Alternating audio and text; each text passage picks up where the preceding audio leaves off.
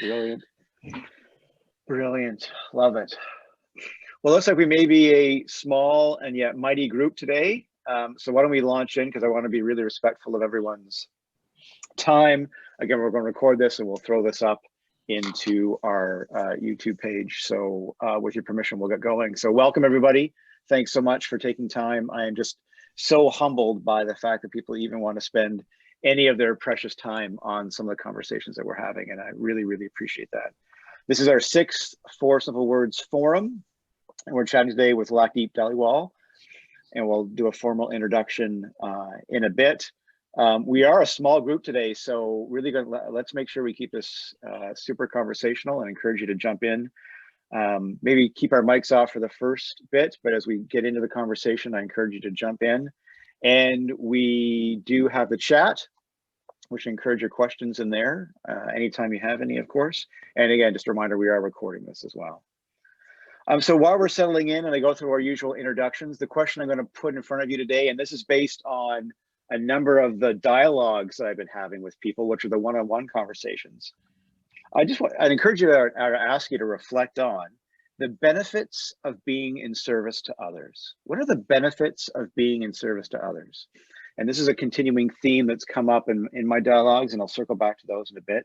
But I'd welcome if you'd like to share any thoughts around the benefits of being in service to others. So we'll check back in on it in a minute or two. As we always do, a couple acknowledgements. The first, of course, is a land acknowledgement. And just a reminder that before Canada was Canada, it was a community of hundreds, if not thousands, of strong, robust communities that were doing great things and leading strong, independent cultures. And the Canada we know today is literally built on top of those strong, independent cultures. And they did their best to teach us how to steward our land, water, and air. Unfortunately, I don't think we've done a very good job in listening to them. So we owe them that. We also owe them the acknowledgement that truth has to come before reconciliation. So before we move on our conversations, just a reminder that the land we're on is shared by many people and many cultures, and that is indeed a gift to each and every one of us. The other acknowledgement, you've all heard me say this now a number of times. I was born white, male, middle class in Southern Ontario in the 1970s, happily married to the beautiful Melanie, which means I check every box of privilege.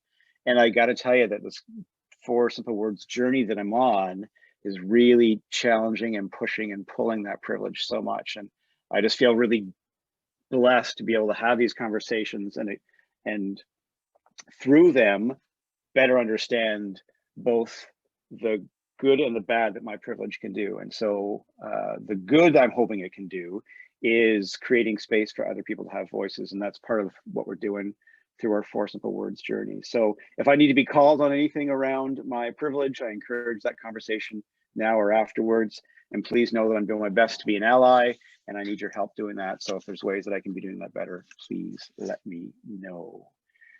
We talk about our land acknowledgement and I have my personal acknowledgement because it's all about equity. And this is really where my head is really starting to wrap around this being in service to others, servant leadership conversation. It is all about equity. And I think that is the word that I'm starting to really gravitate to in terms of both the power and the need that we have from being in service to others.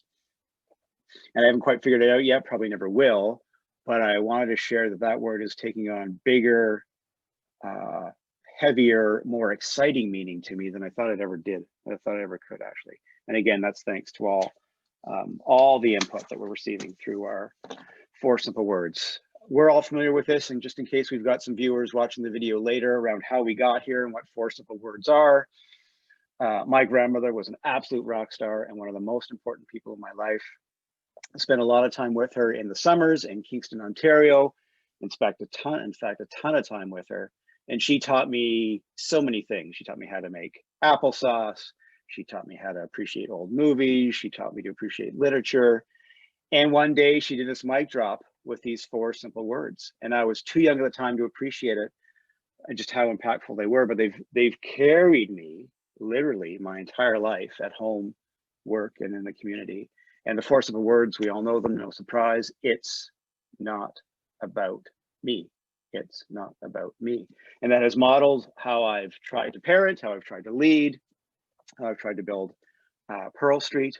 And those 4 simple words, as I say, have been so impactful that I turned 50 in March. Again, I'm still, that's what I'm really grappling with. Let me be honest with you. The big grapple of my life these days is how the heck did I turn 50?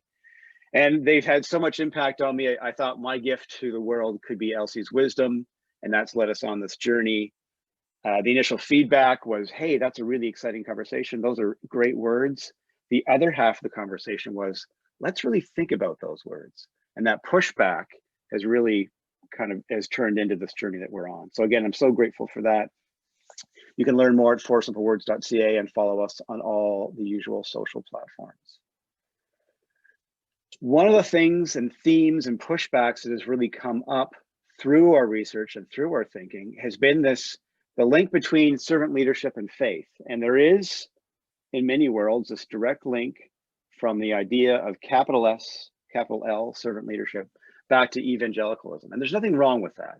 And I think that link is because there's a lot of older, white, upper middle class men talking about servant leadership, and they've got a very strong attachment and alignment to the evangelical churches. Again, nothing wrong with that. What I want to do is I want to make sure that we're talking about servant leadership and being in service to others for the rest of us as well, for everybody, right?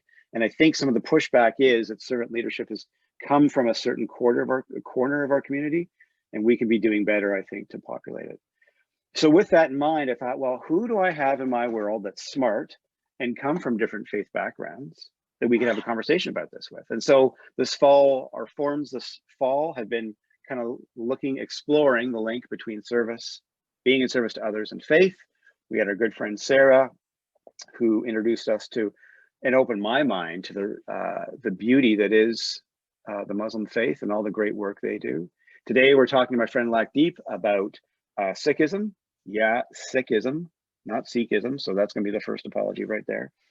And then next month is my good friend John, and we're talking about that link between service and Christianity. No right or wrong here, no good or bad. We're not asking our guests to carry the full weight or be experts on their faiths. What they're doing is just bringing their world experience, their lived experience as members of those faiths, and then we're kind of integrating this idea of service. So I welcome your feedback and comments on that. And I just want to kind of ground us and remind us that this is really just an exploration of individuals, regardless of where our faith is, around this idea of being in service to others. So that's our usual introductions. Hope that makes sense to everybody. Before I introduce the lovely and talented Lakdeep, let me throw it back to you really quickly. Any thoughts you'd like to share on the benefits of being in service to others? And you can put up your hand or you can unmute yourself and jump right in. The benefits of being in service to others. Anyone want to jump in?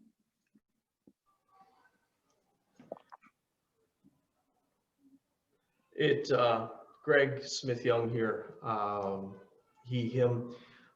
It gets me out of my focus on myself, which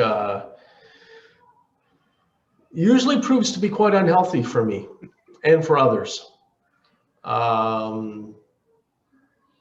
Yeah, gets my head out of my own stuff. Yeah, excellent. Thanks, Greg. I see Amy's put a comment in there. Do you mind if I read that, Amy, or would you like to? Me? Sure, I can. Oh, jump in. It's all yours, yeah.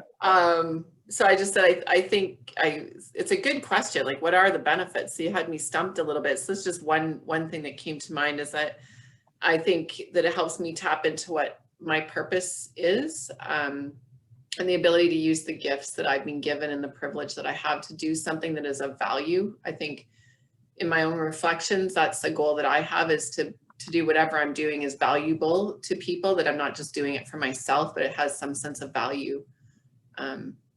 Yeah, so that's kind of a constant battle in my head of, am I being valuable? Right, right. It's a real consistent theme I hear from people around what value am I adding, right? That's that value word that's really matters to people. Any other insights or thoughts people like to share on the benefits of being in service to others? I'd contribute that it's total, if you will, social determinants of health. It is in service to others that totally makes a healthier population, a resilient people, a non-stop, if you will, almost an inoculation, and forgive the pun off the bat, but almost an inoculation to negative energy, negative outcomes, right? We are together in this thing called Earth, spinning mad fast. And when we look to service of others, it is a total uplifting of everyone, isn't it? Yeah, love that. Love that. And maybe with that, I'm going to segue into an introduction into our guest, because in fact, it was a social determinants of health that brought my friend Lakdeep and I together. We had the pleasure of serving on the LINS Community Council way back in the day. This is right after the LINS really first formed.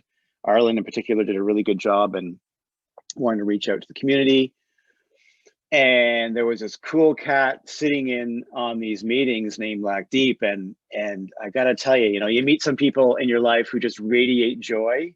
Lakdeep was one of those guys. And we connected at the Lynn, and then we stayed in touch for a little bit afterwards, and then we didn't, and then something happened and we weren't in touch with each other. And then I'll share that in late August, I was sitting at my desk not having a very good day. I'll be brutally honest with you. It wasn't a very good day. And I get this email in my inbox, and it's from this guy named Lakdeep. And basically it's just a there's no content in the email, it's just a subject. It says, thinking about great people, you popped in my mind, hope you're well, brother. And it was just like, yes, I need Lakdeep back in my world. It was such a gift to hear his voice. And since then we've reconnected. We're actually starting to align some of our stuff professionally, which is really exciting. And I share all that because Lakdeep is one of those voices that I've really come to appreciate. He's taught me so much through our time together. And he's one of those, when we think about serving others and the importance of relationship and how quickly Lakdeep and I were able to build a relationship, it really meant a lot to me. And I'm so grateful that he's been able to give up his time and share with us today. Professionally, Lakdeep has got some mad skills, and he's got a really diverse career, which maybe we'll trip into a bit. He actually has his teaching degree. He spent time at the YWCA. He spent time teaching at Conestoga. And he's landed now taking all those really incredible experiences at an amazing company called Unlearn. And if you haven't been there yet, I'm going to encourage you to go to unlearn.com. He and his colleagues are helping others embrace difficult conversations through the power of design. And I love it because they're embracing courageous conversations and they're using great design to do it. And it's really amazing stuff. And I've seen Lakdeep in action. He is a master facilitator. He's gifted at allowing others creating space for others to have conversations, particularly around this idea of building inclusive and meaningful communities in spaces. So Lakdeep's going to have a ton of great things to share with us today. So please join me in welcoming my friend Lakdeep to Four Simple Words. Lakdeep, welcome. Nice to have you here, my friend. Much respect to everybody. You people are beautiful. Kurt, your words are beautiful. Your heart is beautiful, brother. If you see anything that's good in me, it is a reflection of you. And that email is nothing else but that. After years of not being connected to you, it was just it was a shot in the dark to see if I could reflect again some of your beauty. You're a good man, sir. And she moves in mysterious ways, right? Like we were together, we were tight, and then we come back together, and I'm really excited about that. And at the end, let's talk a bit more about some of the great work you're doing at Unlearn, because I think that would be of real interest to this group. And if you are looking for support and dialogue, not dissimilar to the great work that Marva does as well, in your professional environments around some of these conversations around creating inclusivity, the good team from Unlearn and of course Marva are professionals at this and would be huge assets for you. So let's jump in. We're right on time.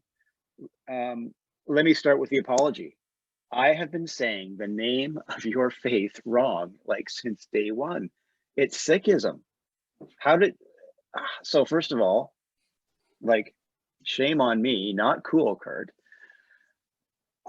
Any idea how that happened? that's a big question for you, but I think generally most people refer to it as Sikhism. A little anglifying going on for sure.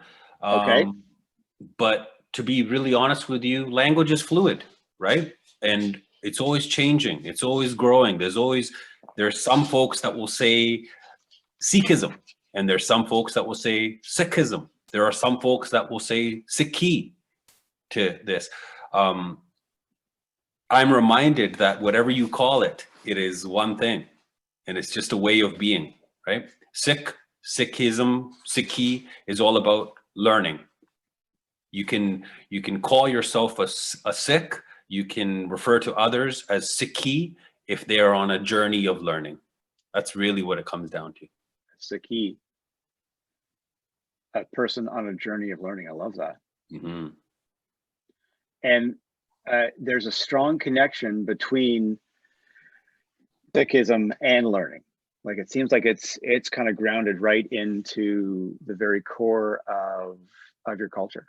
Absolutely. From both faith and cultural perspectives, to learn from others, to put yourself second and others first, Right.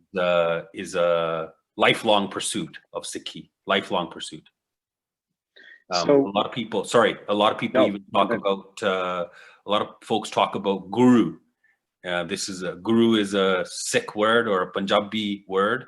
It has its roots in Sanskrit. It comes from about 600-700 years ago as Mughal armies were coming into India to take gold, spice, and women back to the Middle East with them. And that raiding, conquering history, if we will, that is part of my DNA.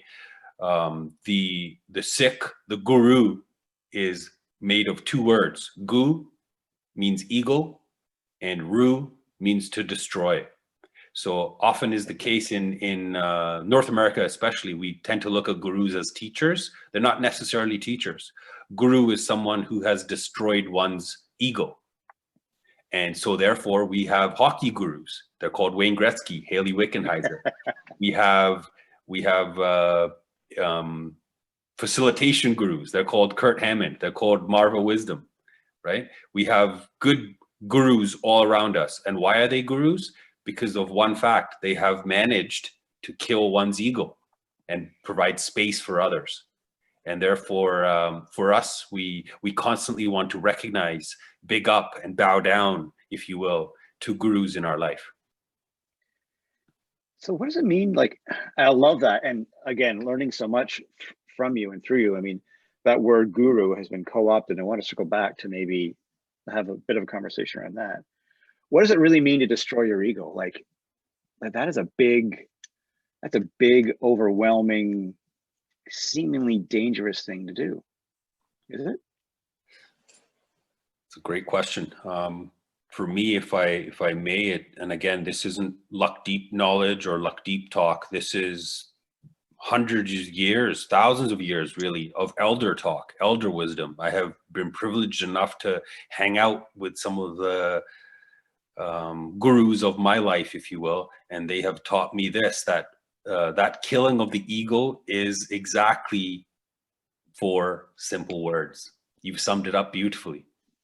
You know, to check one's ego is to really ask yourself and make sure you understand that it ain't about you. Everyone's on a journey. The moment you made it into that egg, if you will, and those 50, 60, 70,000 other sperm cells immediately died, it's not about you now. You've won, if you will, that race off the top. So you coming to this earth in the bodily form that you're in now is a blessing. It can only be a blessing. Right. You've won the lottery of lotteries. Right. So what does that look like in your culture a little bit around having, this being actively engaged in taking your ego out of conversations? Like, can you give us some example of what that looks like in Sikhism? I mean, just before you answer, sorry, I want to hear that answer. Lakdeep, I want to remind people, if you've got questions or comments, throw them in the chat as well, and we'll open that up to anything you have. So put up your hand if you do have a question for Lakdeep. Sorry, I should have done this up front. or if you'd like to jump in the chat, by all means, we welcome those as well. So my apologies, sorry, Lakdeep. So give us some examples of what that looks like in your culture. Literally, it means making space, physical space. When an elder comes into the room, when female energy is around you, check yourself. Check yourself, because not only is an elder full of that guru, but so is that female energy full of that guru. In this male toxic masculine society in which I live in, it's like smog. We all breathe it. In my family as well, I am celebrated as the baby boy of the family, you know, and I'm reminded again by my elders, by my gurus in my life, that are not necessarily in the Sikh form. They come in many forms. Christian, they come in Judeo, Jewish gurus, Naya Bingi, Rasta gurus I have had in my life.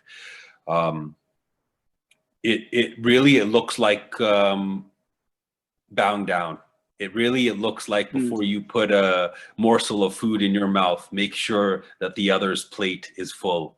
And it almost looks like just politeness, but politeness seems a little weak of a word for how this looks. It's well beyond politeness, but it's grounded in that polite nature, that polite position, if you will. So what more is it then? Like, if it seems very polite, seems very civil, like, but it seems more intentional or core. I'm missing the right word there. Let's walk us through what you mean. It's more than politeness. Thank you for pointing me that way, Kurt. Truly at the core, it's justice. It's good. Truly at the core of service to others is justice. You know, service is prayerful action, isn't it? Right. Your prayers in action, service to others. Service is worship manifest, isn't it? Yeah. Service is about destroying the concept of yourself, who you think you are, why you are here, what you are doing. That all encompasses justice for others, justice for all. In just societies is where peace reigns, respect reigns, service is at the core of that.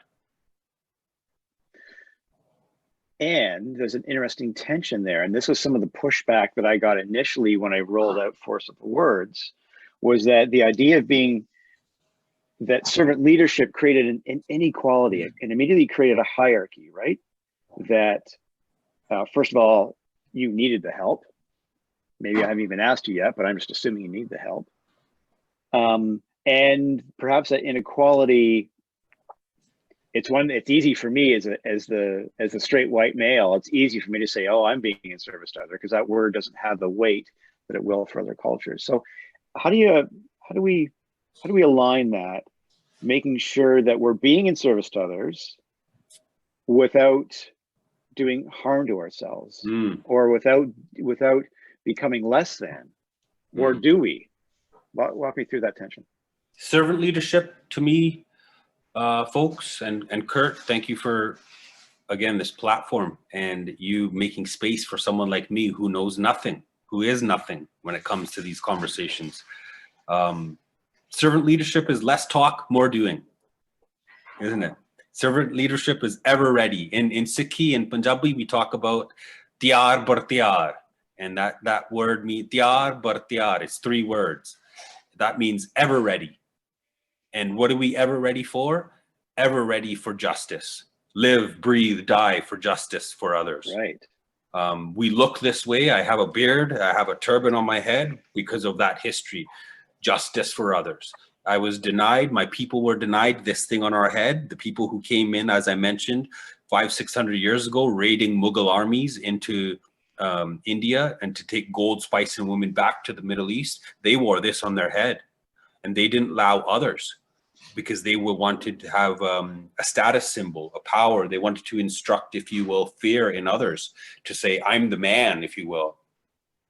So Sikhi is one that's rooted in revolutionary rebellion. if you're saying that we can't use that, we're all going to rock that.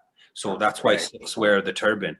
Men and women wear turbans. We grow our hair nice and long under it. I've never cut my hair on my head. I used to trim my beard about a year or so ago. I started growing it. So this ain't bad for about a year. That is impressive, brother. That is impressive. Let's speak about next year. Maybe we'll get down to here. That'd be pretty cool. But that too is also rooted in rebellious ways, because when these armies would loot your village, take all your stuff, they would, last act of shame would be to cut your head, shave your head, take your hair. And that would symbolize to other armies that were coming that these folks got nothing. They got nothing left. They've already been looted. Right. So again, Sikhi is in that rebellious DNA that says they're going to try and take everything from us and our hair. We're going to celebrate and grow our hair and never cut our hair. So it's rooted in that that rebellion, if you will, which is also, again, justice-based. Right. It's all about justice. It's all about justice. The word for justice in my people is dharam. Dharam is often replaced with religion. We don't have a word for religion. We have a word for justice. And justice is the religion, dharam.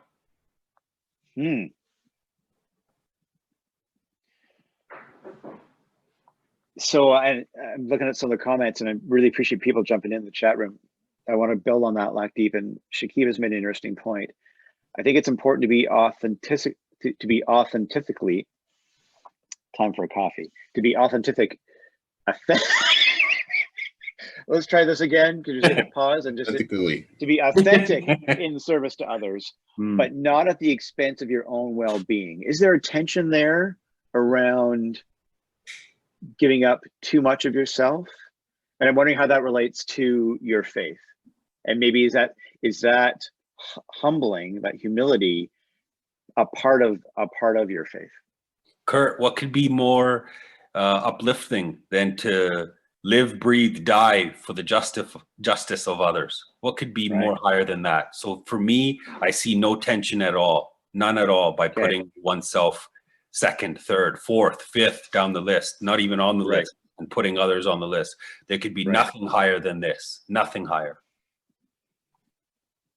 And what are the rewards from that? And rewards isn't the right word, so forgive me, but what are the, through your faith and as the good man that you are, what are those intrinsic rewards that come back to you for that? Like, what are the, and rewards diminishes it, so forgive me, that's not a good word, but how does it feel isn't strong enough either? No, the benefit. Yeah. I hear you. That's a talk to us about that. Again, I come back to social determinants.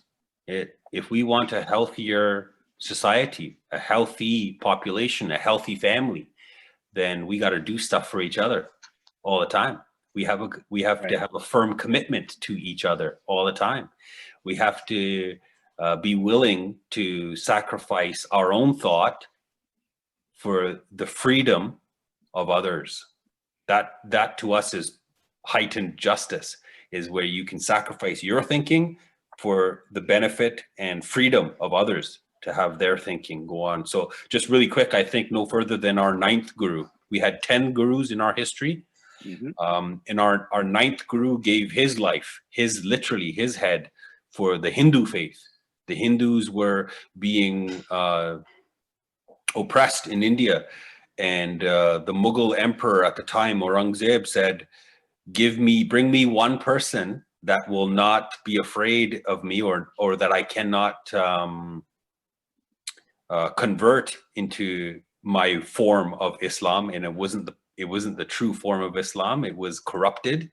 Often is the case that men get a hold of justice ways and they corrupt it, don't they? This man corrupted the beautiful faith of Islam, and he was a tyrannical ruler of India at the time. And our 9th guru gave his head for the freedom of Hindus to practice their faith. Their spiritual leaders came to our guru, the 9th guru, and said, "Can you help?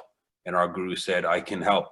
And he walked hundreds of miles to where the emperor lived in his castle and came before him and submitted, if you will, and said, if you can convert me, if you can scare me, then everyone else will line up behind me. But he didn't.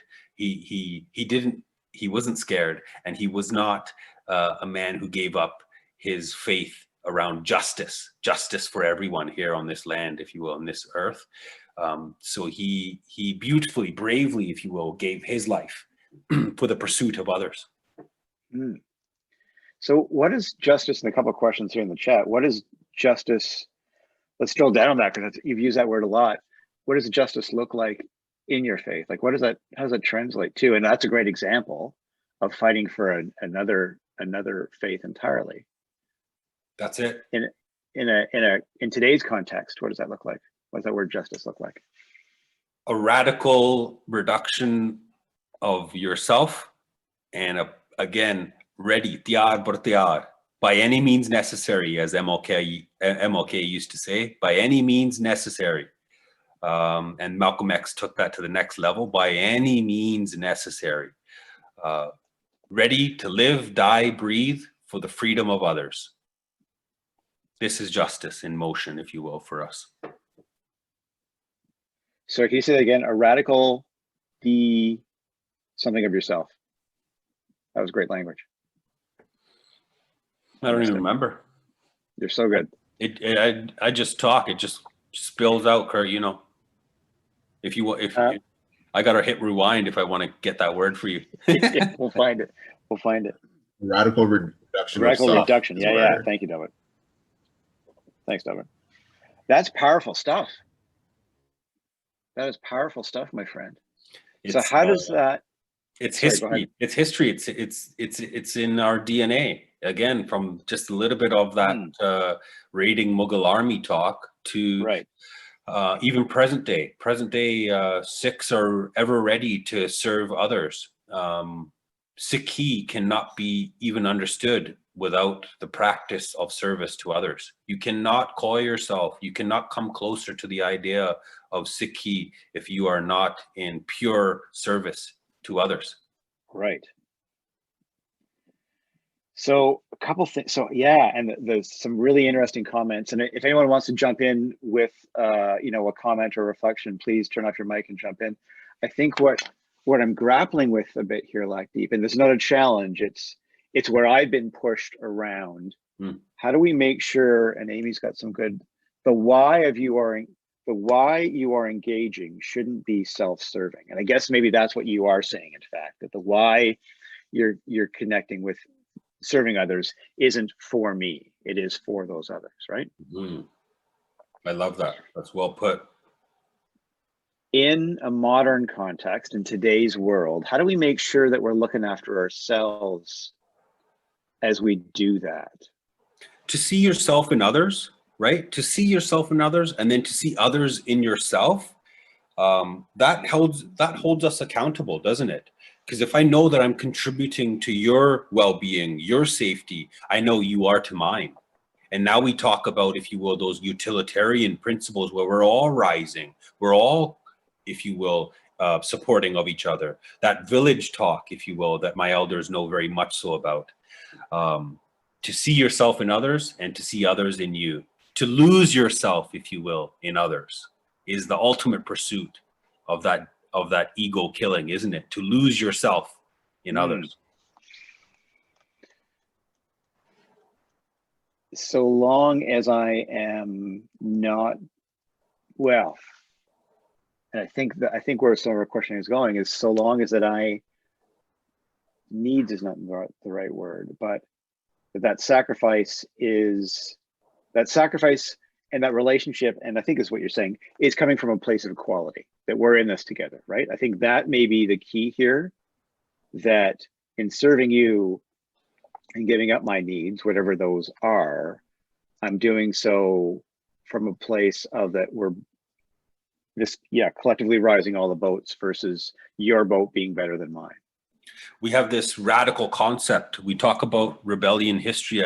I gave a couple of examples. We have a radical concept called Chardi Kala. Chardi Kala means our spirits are on the up and up.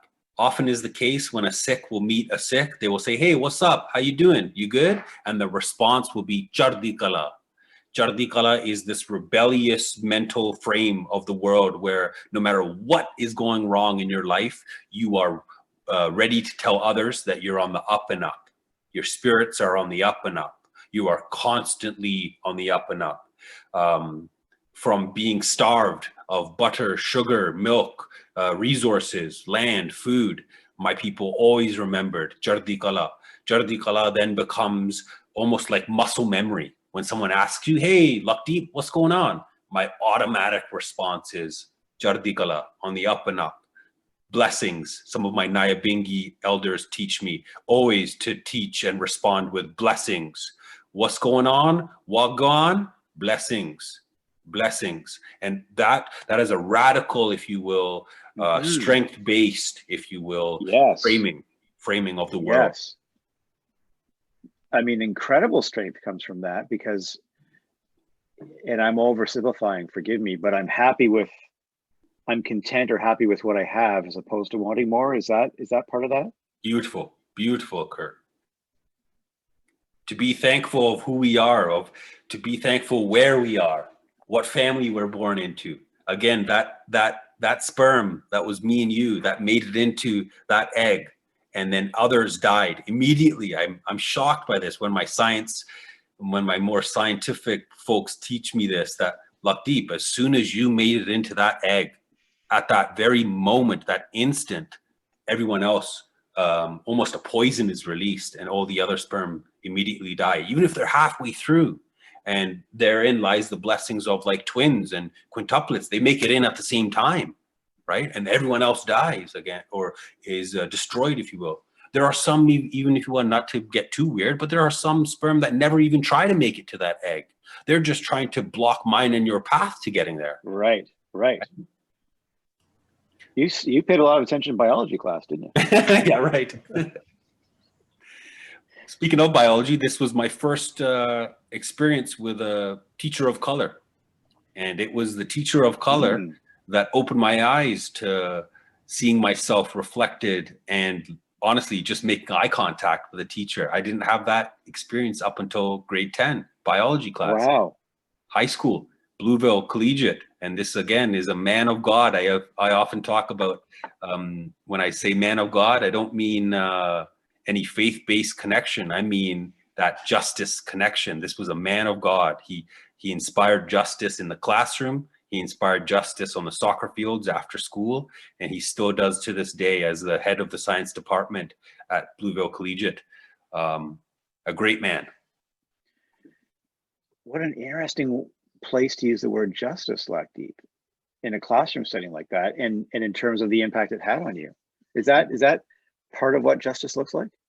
I have been blessed again and again by these gurus in my life to always remember justice and pursue justice every day. You know, when I wrap my turban, I comb my hair forward every morning. That's all I'm thinking of is justice today. With my hands, braid my hair into this one plait and then put it into this bun, and I cover my hair with this turban.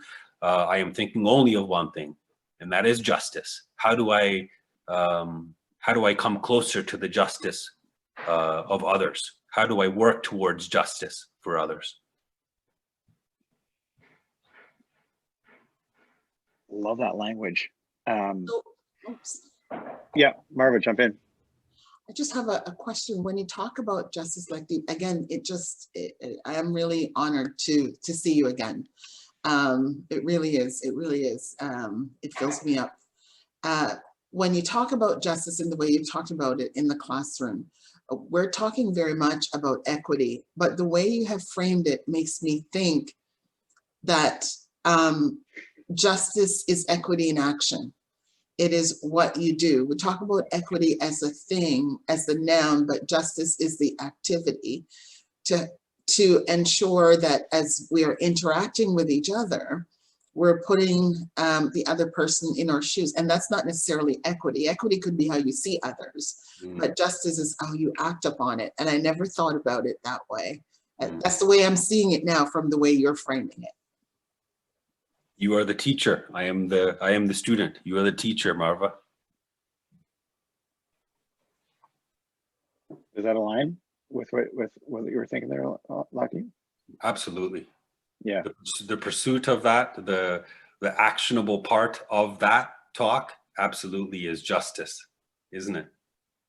And that's now anywhere. Yes. Now is the time for justice, isn't it? Right on. Now is the time for justice. When we look at many different things that are happening around the world, be it pandemic related, and I'm not just talking about the health pandemic, I'm talking about the racial pandemic as well that is upon us. Now is the time for justice. It requires an inner engineering, doesn't it? Or for some of us, a re-engineering, a recalibration almost of what's important. What are you here for? What are you doing here?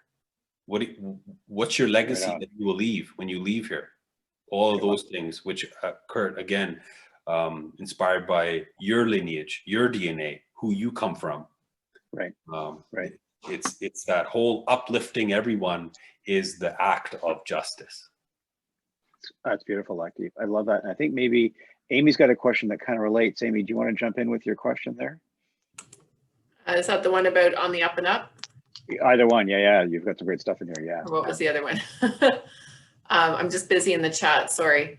I think I just had a question going back to, I love that response of being on the up and up. And, but I just wonder, I'm suspecting that it's very different than a, how are you? I'm good.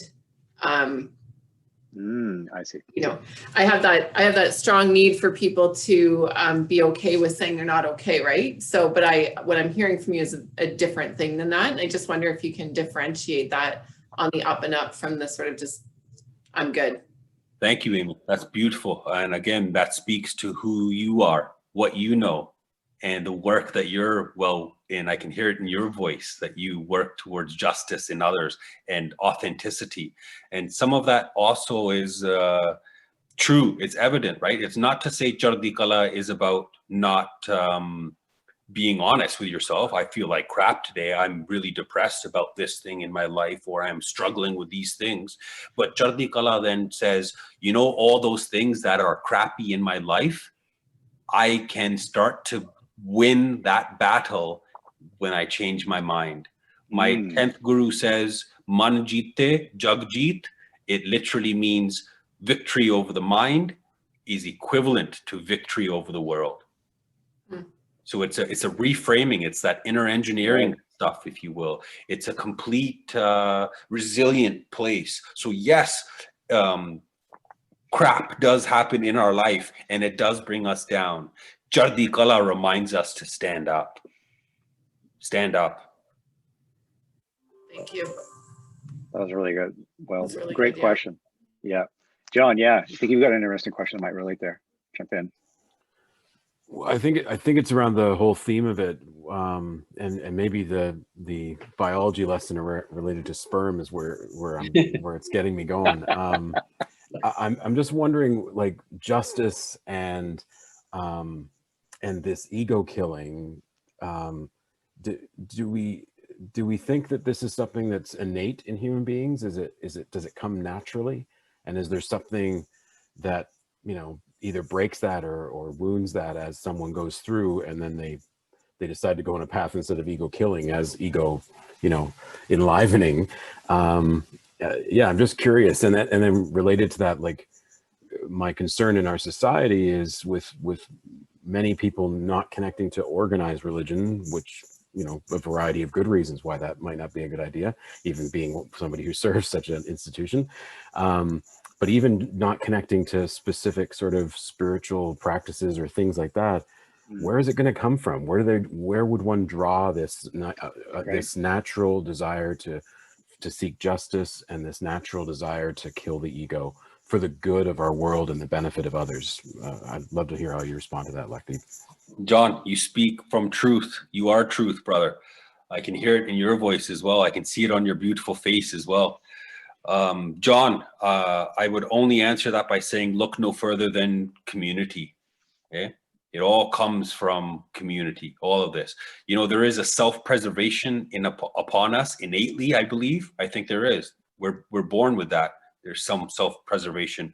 It's when self-preservation becomes an everyday, not only practice, but almost just a spotlight. So Luckdeep, oh, you're the baby of the family. Oh, oh, wow. Oh, Luckdeep. And meanwhile, my sister, who's gone on to do great things. Oh, well done. Good job, right? It almost plays out in society as well of, hey, Luckdeep, you've fallen over. Get up, man. Get up. You want to be a man, right? And then for my sister again, oh, what happened, right? So it plays out in all kinds of little subtle ways, systemic ways.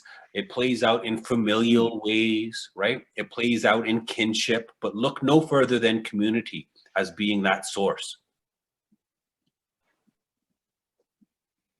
Beautiful. Thanks. Thanks, John, for the great question. Anyone else I've got a couple of questions for Luckdeep, but does anyone else on the call have anything else they'd like to connect with him about? We got about 10 minutes left. Luckdeep, and jump in again if you do. Luckdeep, I want to circle back to when we first chatted and you introduced the word guru to me, and that it came from your culture. And that yoga, the practice of yoga, is indeed, directly inspired from your faith as well. Like you're seeing so again, white middle class guy here making some assumptions, so forgive me. Are you seeing your culture co-opted like everywhere? Like you're seeing the word guru used all the time.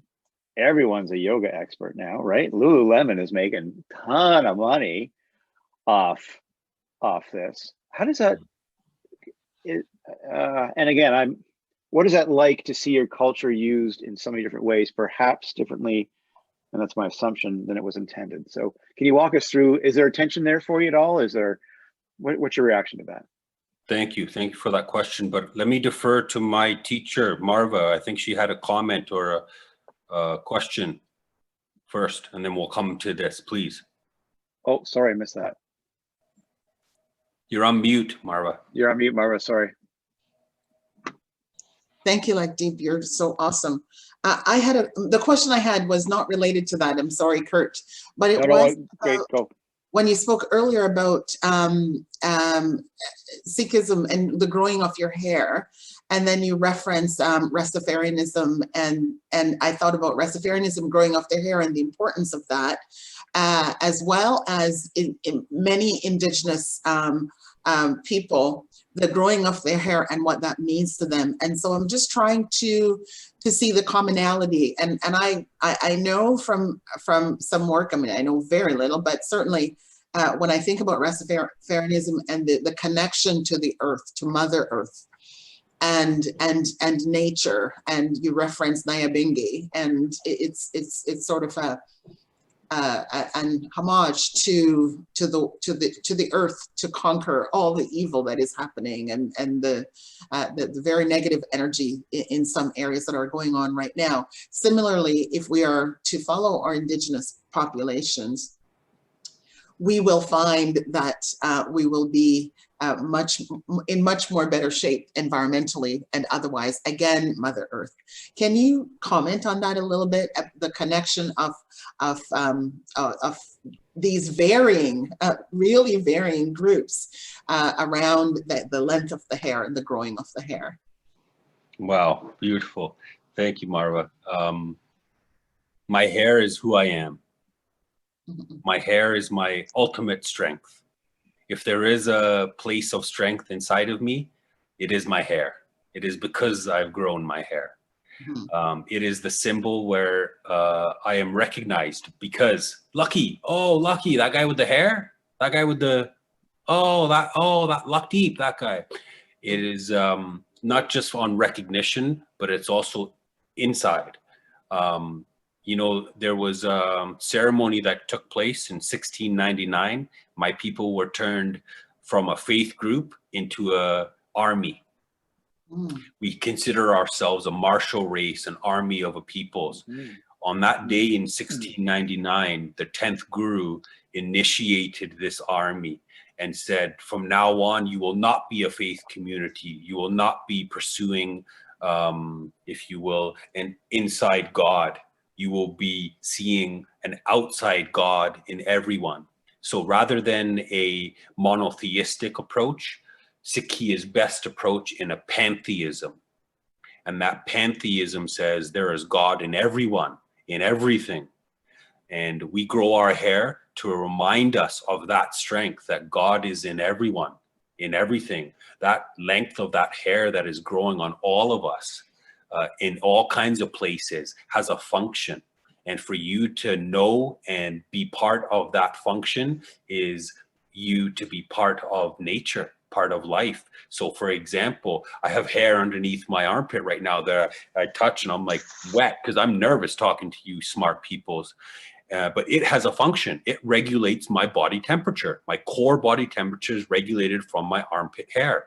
On my hair on my arm, this also has a function, you know, when not only to dissipate heat from inside of me, but also it has a function that when someone says something, my hair sometimes stands up and I know truth is being spoken. I know that. My hair tells me that. You know, I have hair literally in my stomach, in my micro villi that are absorbing oxygen, helping me digest food. There are hair, brilliantly creator put hair in my throat to help me filter food. Hair has a function, it has a place. And for us to come closer to the place and function of this makes us stronger.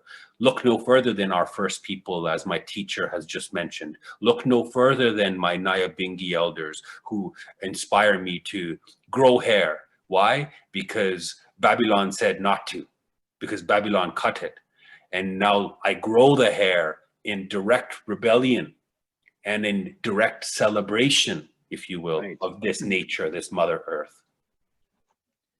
So moving, and I hope that answers, and please, Marva, speak on it because I know you know way more than I do, and it's not luck deep knowledge. This is elder knowledge that has been trusted to me, and I hope I'm doing it justice to them.